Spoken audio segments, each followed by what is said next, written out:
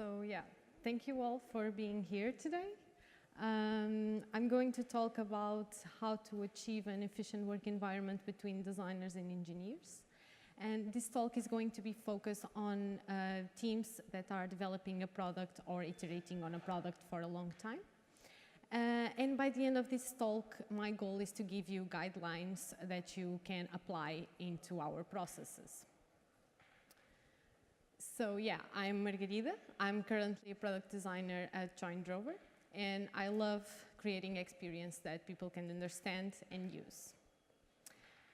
Why am I talking about processes and methodologies? So it all started on my first job, where I was the only designer. And I quickly felt the need to learn more and to dig in more into process and methodologies in order for me to deliver better results. And I also felt the need to improve my communication skills because we were working remotely, and it was very important for me because I had no experience with this. And that's why I'm talking about this here today.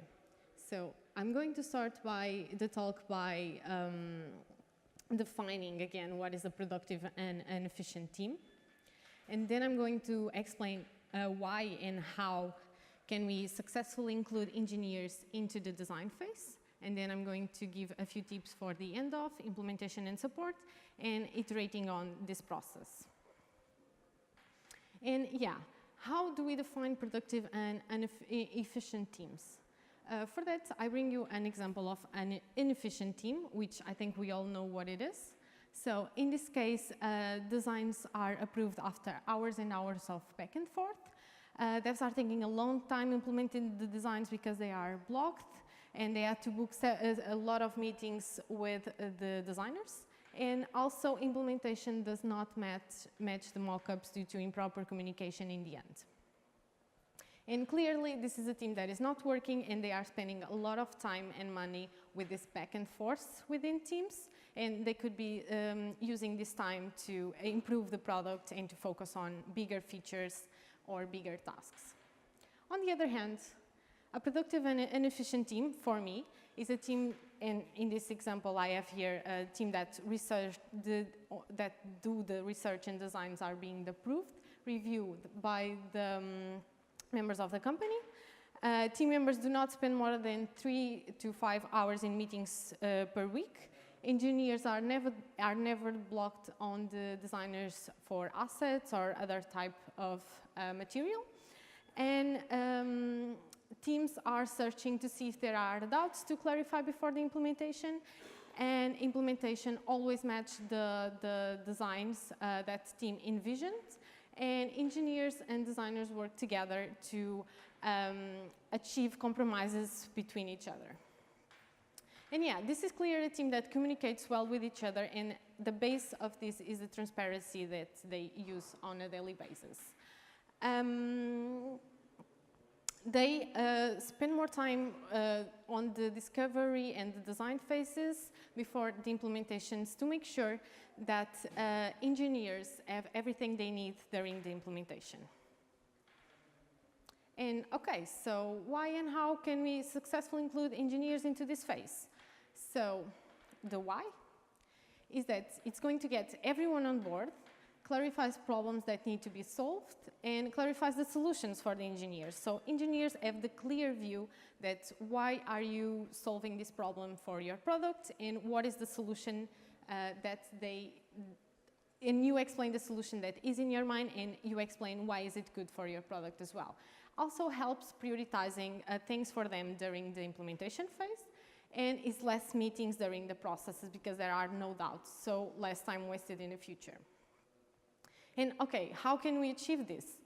My first tip or guideline is designers should always prepare for the whys. It's very important to clarify things, and not only the behind the task whys, which is explaining the problem and then explaining the solution that you are thinking, but also the visual whys. Because we all get questions like this, and in order to avoid them, it's a good thing to clarify. And yeah, Even for you as a designer, I really like to do this exercise because it gets me thinking about my actually visual solutions for the problem. So keep everything in the same place for the engineers. And everyone gets happy. Then consider implementing asynchronous design meetings. And okay, what are those? So synchronous is the classic time where you have real-time interaction with each other, and you have to be in the same room at the same time, and then asynchronous meetings where you can use modern tools to communicate within your team and with your engineers. And everyone, stakeholders, team can reply at any time of their day. And just one question, what type of meetings do you use? Do you use asynchronous? Yeah. Or asynchronous? Yeah, okay, both, yeah, I agree. So what are the advantages of using the asynchronous meetings? Teams don't have to break their flow in order to attend meetings. I think we all know that breaking your day with meetings is painful, like you sometimes are focused on working on your tasks and you have to be interrupted due to meetings. And you can review your colleagues' work at any point of the day. Everything is stored for future references, and your feedback the team is gathered, it's all on the same place. And you can think deeply about the problems, and this is very important for me. And here is the part where I can say that, yeah, can I have both? Yeah, we totally should have the both meetings. I see asynchronous meetings as a way of everyone is connected, and for example, if you are sick or if you enter the project in the middle, you know what is happening in the project because the documentation is really, really good. But also synchronous meetings are very important because for me, I see this as having synchronous meetings in the beginning of the project where you really need to be in the same room with the same people. And what is the best way for me to prepare these asynchronous meetings to share with my team? Using the modern tools that we have nowadays. And nowadays we have a lot of tools, and we can use these tools to ask for proper reviews and to discuss and iterate quickly on multiple solutions. And with that, we can get to pixel level adjustments. We can ask our team for visual reviews and also complex UX flows. And as an example, I have here an engineer. This is an example. How can you use these tools to ask for complex UX flows? Your engineers can comment on things and ask questions about your UX flows. And tip, even for this type of meetings, make sure that you always ask for the type of feedback that you are looking for. For example, I'm looking for the feedback on the user experience in this feature. And if you don't do this, what is likely to happen is something like this, where you are presenting or you are demoing or sharing with these modern tools your designs, and you are going to get feedbacks like you have typos, fonts don't match, your button is with rounded corners. And yeah, this scenario is more likely to happen in synchronous meetings because people cannot focus so well in complex problems during meetings. So yeah. Other tip is to leave your design decisions as a comment. So I was saying before that we designers should provide to engineers the comments on why are we doing this tool and why is this the best solution for this problem. And I recommend you to leave tips if needed during the mockups explaining your thoughts and your decisions. And other thing that you can do to successfully include engineers into the design phase is to ask them questions. Sometimes I have doubts and I don't know like how things are working on the back end or in the front end. So I go ask and I ask a lot of questions. Sometimes I usually talk to them in the morning or during the lunchtime, or I schedule calls with them, like 5-minute calls just to ask questions. They are always super nice to me and they love to teach me things, so ask. Also reuse components. So you I think we all nowadays use components that are the same in the designs and in code.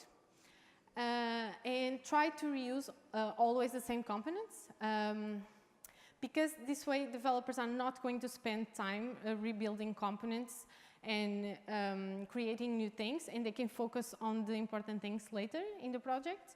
And if you really need to create a new component, which sometimes happens, make sure that you also explain why the component is going to make a big difference on your project.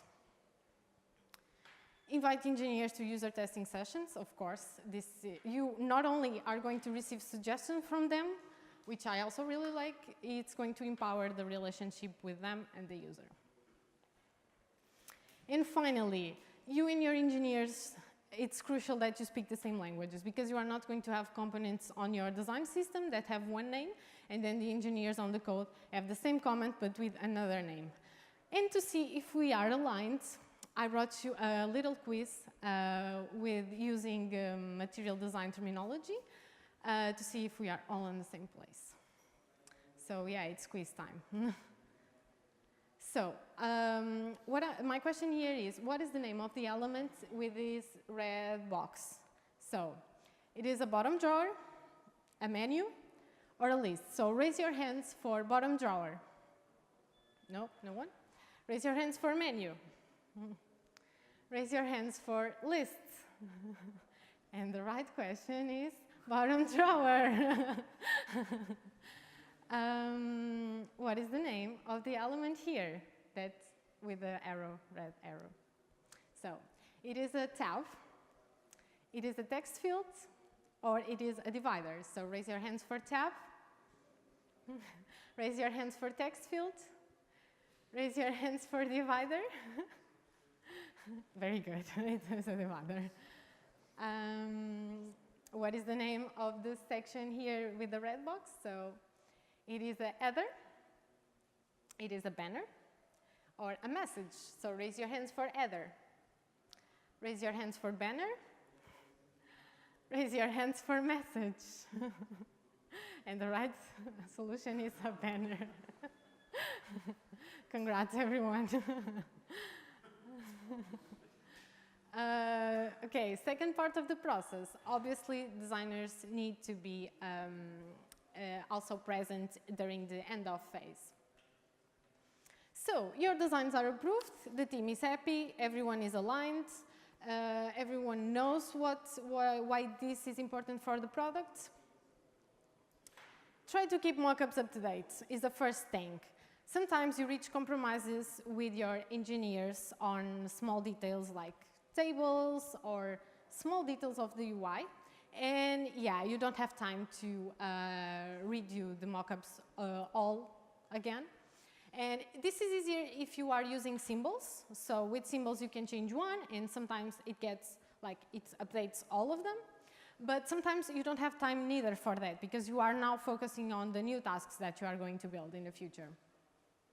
So my suggestion here is, if you don't have time to update your designs, and if you not are using symbols, my suggestion here is to put a big text. You can use Comic Sans if you want, saying outdated, above the sections that are no longer making sense for the project. So it can be buttons, it can be sections, can be pages. Just make sure that everyone knows that clearly that section or page is not making any sense for the project in the future. And this is also a great thing for people that are joining in the middle of the project, because they clearly know, okay, so the design is this, but this section is outdated.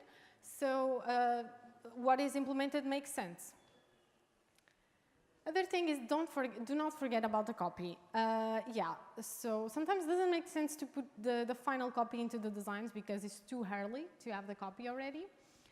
And my suggestion here is for you to use these modern tools as a helper to store your copy. So as an example, I have here an engineer asking me for the final copy of one specific task, which I am replying that I store the copy into our design project. And into our Figma project, I have here a comment saying that paragraph copy is stored in this document. And you can use this with paragraph sections or even pages. Just make sure that everyone knows where to find the copy. And it's easy for a person that is just appeared in the middle of the project, knows that's where to find things as well. And with this is very clear that the copy matched to the section. Interactivity. So this is where the animations and transitions come into place. And the designers need to make sure that they put their ideas correctly to the engineers.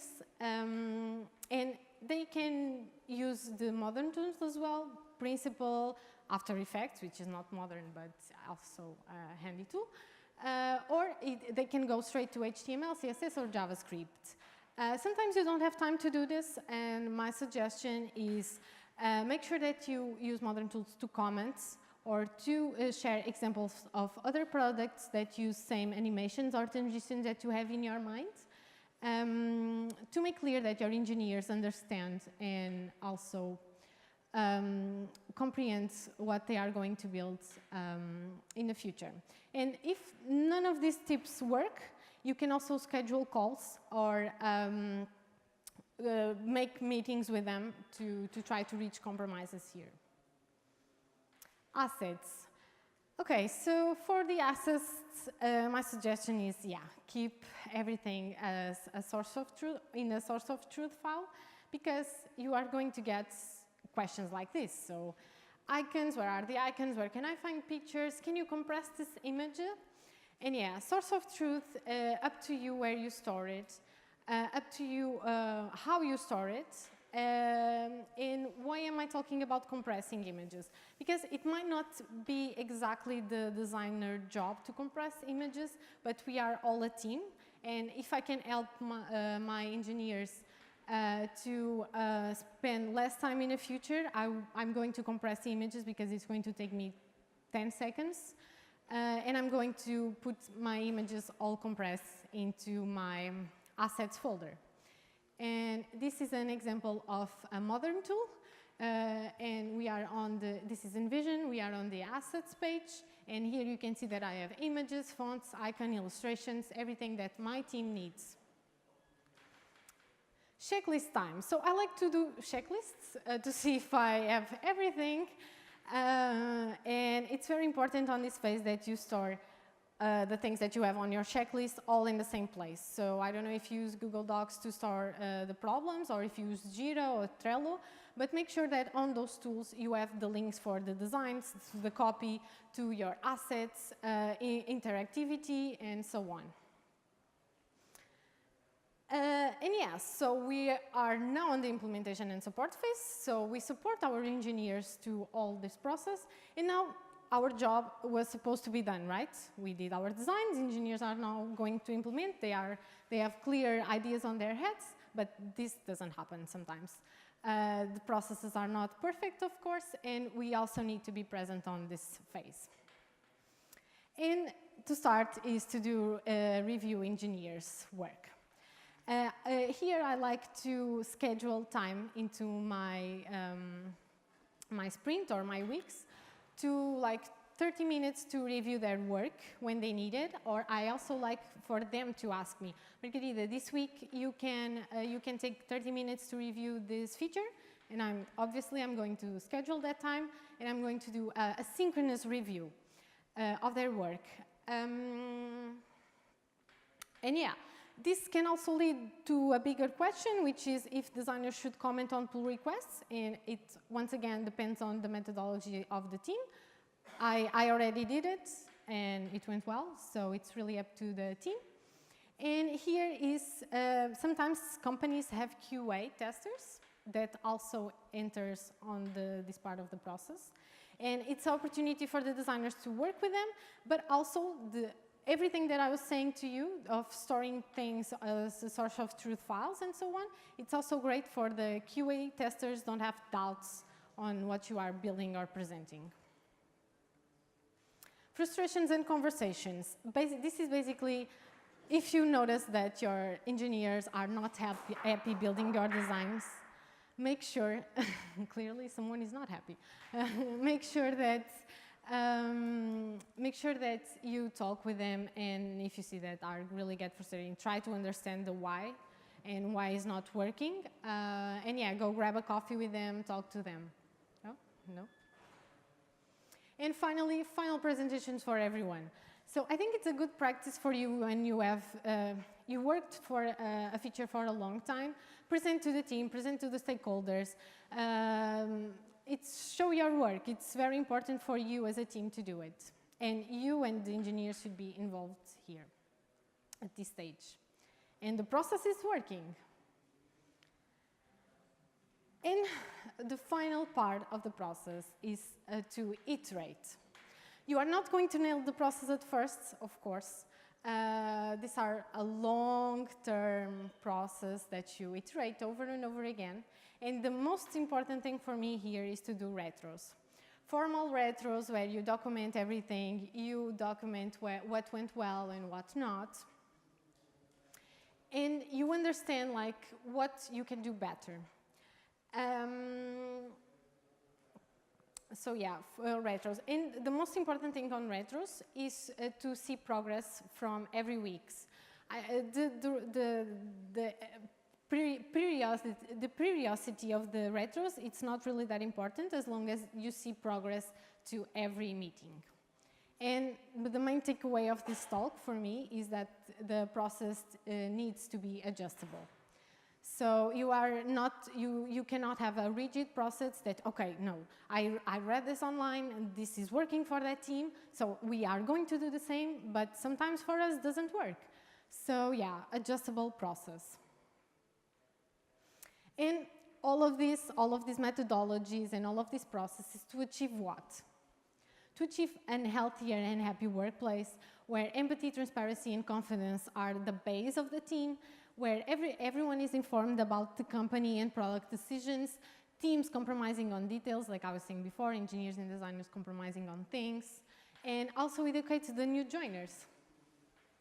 And finally, you probably are asking, okay, so how can we start it? My suggestion here is gather your team and see how can you adapt these methodologies and others into our company culture or team culture, and of course, if you need any advice, I'm here to help. And yeah, thank you so much for your time here. I also want to say that, so as I was saying before, I'm a current designer at Trover. We are redefining car ownership, and we are making cars easy, basically. And we are hiring as well, so please, if you want, check our website and our careers page. And questions time. Thank you again.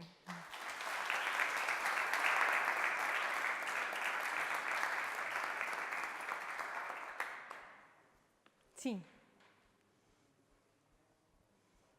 No, yeah. Thank you for your great talk. I have two questions, a short follow-up, and both in a row, and how you handle them. So the first is, so you focused on, and of course, the title of your talk literally says efficiency. You focus on the efficiency benefits of asynchronous meetings. Do you also see any drawbacks that can happen from referring asynchronous meetings to synchronous ones, and how we can kind of fight against them or avoid them to Avoid the synchronous. avoid any drawbacks of the asynchronous meetings? They're, of course, good from an efficiency point of view, but there might be some compromise, some effectiveness, and how can we try to combat that Yeah.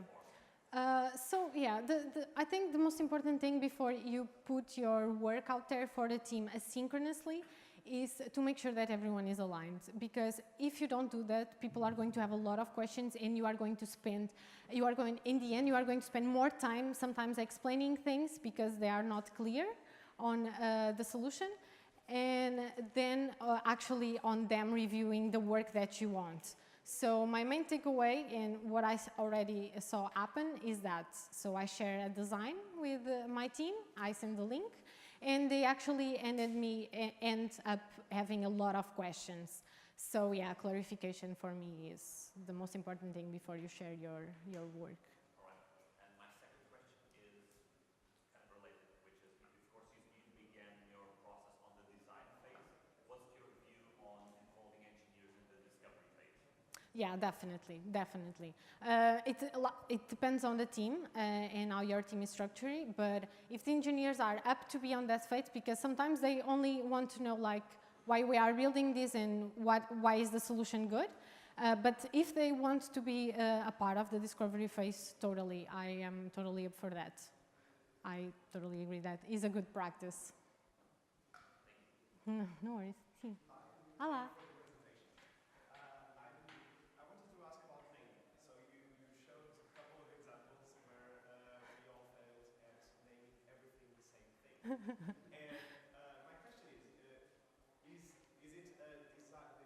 the designer's job to name it and pass it to developers or the rest of the team, or is it basically a method where you discuss how do you think a team should work on it? I think designers and engineers, so before you are implementing a big design system or a big implementation on your code of your components, I think you should gather like a meeting together, a synchronous one, and be sure that you are naming your components the same and that you agree on the terminologies using. And yeah, that's my main advice, to talk. I think it's not like a design job. I think both teams can be a part of that on naming things. And nowadays we can follow like Google terminology as an example and other terminologies, so as a helper. Basically, your advice is to not discuss it, but also follow standardized. Yeah, I think it's a mix of both. So my advice here is to gather your teams and explore other examples that are already online and take that as the takeaway for your code or design. Sim. Thank you for the awesome presentation. I have a question about style guides. Developers Sim. really like having style guides generated from the code and everything, and it's good for developers, but then designers don't really like it. What do you think a style guide should have to serve both purposes, and how to get there? I think it's like basically the same. Before you put a style guide out there or before engineers implement the components, I think you should gather and I think you should talk.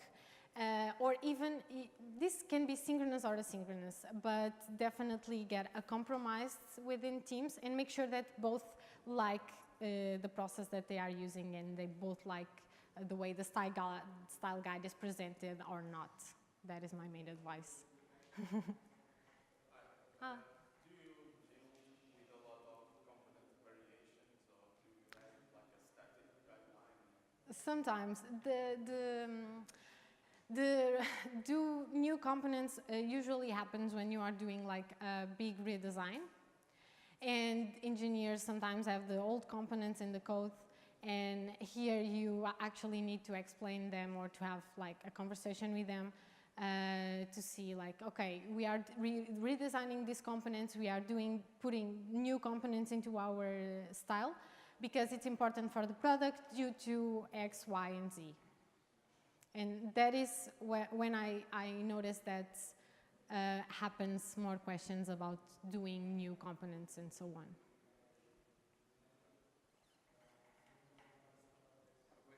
Are you integrated in a proper software development team, like 6 developers, QA, and designer, or are you part of a design team that then collaborates with the development team, and which one would you prefer? I prefer the first one where we all work together, and I think it's basically my case. Obviously my team does the designs and tries to think of the UX of the product, but then we try to put that out there for the engineers to review. And during the implementation phase, we also have QA testers to help us test the engineers' work. And this is the best way to, I think, everyone is in the same. Today you're sitting with the developers. Yeah, I'm sitting next to them and I talk to them if I have doubts, or sometimes I even show things that I'm building. So, oh, do you want to check this feature that I'm building? Come here to my desk. Or I share if I'm working from home as an example and I want to share something, I use tools to share my work. And do you even feel that there is a gap between time that a designer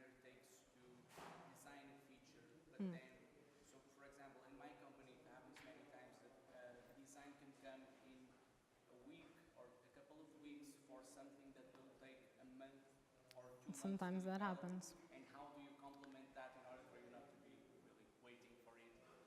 Um, And I ask this because I honestly think that that's the best approach as well, but my company does not work like that. We have a The design team separated. exactly to compensate, because otherwise we would need another method to compensate for this gap. Yeah.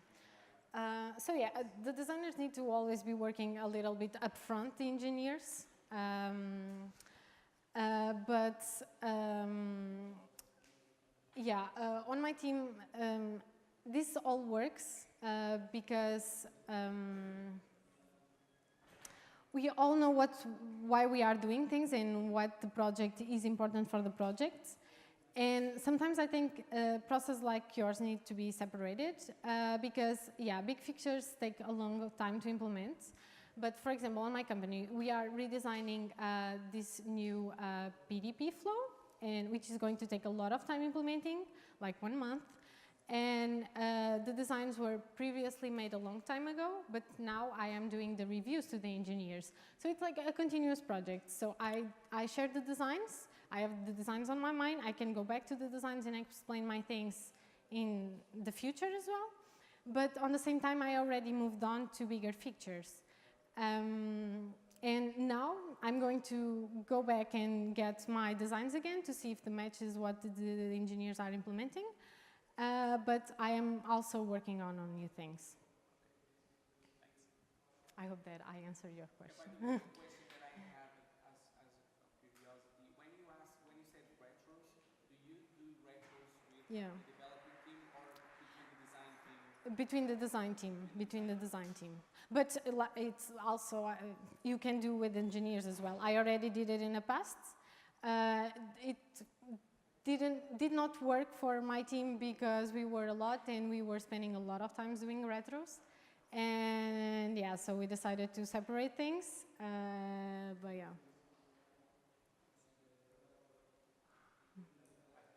Hi. Is it common to see people in teams like yours that have knowledge in both areas? I mean, have studied both areas in design and in engineering, software engineering? Is that common?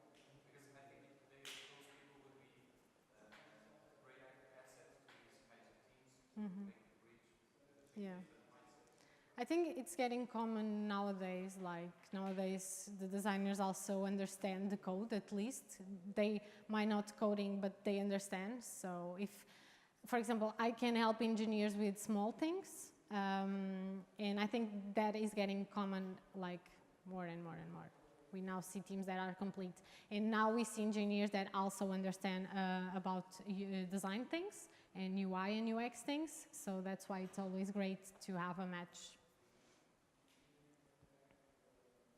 How do you think this solution scales? So how big of a team or how small of a team do you need to have? Because if you have synchronous meetings, you can have more people contributing. Yeah. If you have too much people contributing, then you start to have too much diversity, let's say. That's why the documentation, that's why I'm focusing so much on documentation, because when you have a big team, the most important part is to have everything stored. Because if not, and especially sometimes you are working in different countries, you are not going to talk like, if I talk with someone in the morning, that thing needs to be documented for other people that can be working on the other part of the company. Also know that we talked about that. So yeah, to scale, if your team is getting bigger and bigger, my advice is to do more asynchronous projects and communication. So you do believe that it can scale? I think so. Very, very Yeah, like GitLab, for example, they are a full remotely company, and I think the base of their processes are communication asynchronously, so documenting everything and so on. Okay, thank you. If you have more questions, please feel free to reach me. And thank you once again for being here.